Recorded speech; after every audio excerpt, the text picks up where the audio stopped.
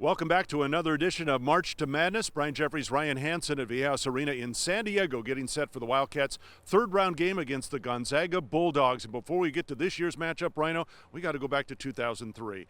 It was in Salt Lake City, one of the great NCAA tournament games of all time, Arizona and Gonzaga. Of course, the Wildcats won it, but it'll be remembered by basketball fans, I think, for a long time. Yeah, the fans after that game, Brian, if you remember right, gave a standing ovation to both teams because of the double overtime effort that was displayed on that floor. The Wildcats and the Bulldogs had a lot of great talent. If you remember on the inside, Ronnie Turioff and Luke Walton became future teammates in the NBA.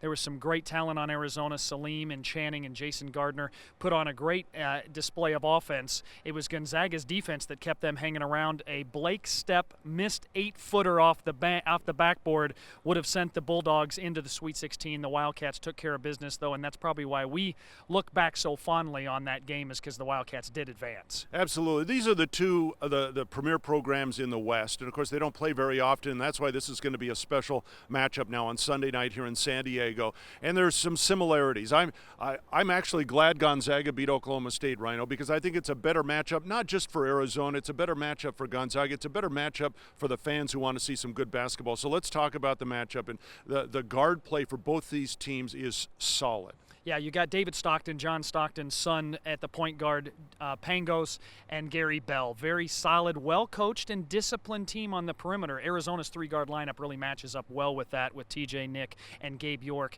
You jump inside, and you have two Polish centers squaring off. Karnowski versus Tarzuski could be an epic battle on the inside.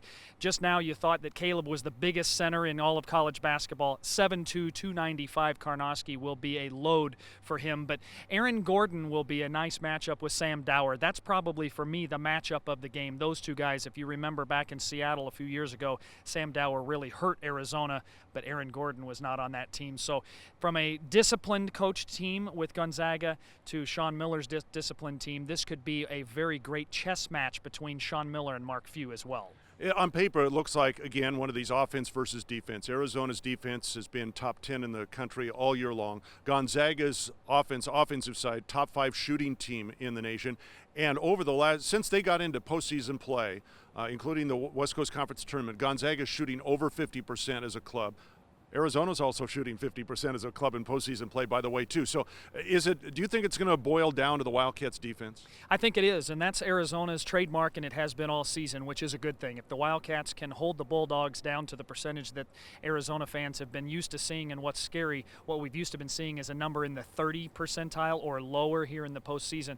The Wildcats set themselves up for a great round of 32 moving on to the Sweet 16, but you've got to be careful. This is a team in Gonzaga that we mentioned the word disciplined. They're used to playing against extreme great athletes. We saw that on display yesterday here with Oklahoma State. Great athleticism and strength on the floor. Gonzaga had enough teamwork and discipline to beat them. So Wildcats on the defensive end, Bulldogs on the offensive end. It should match up for another wonderful game. All right, it will be the second game of the day, and of course the winner goes on to the Sweet 16. 6:40 tip-off. That's approximate here at Viejas Arena.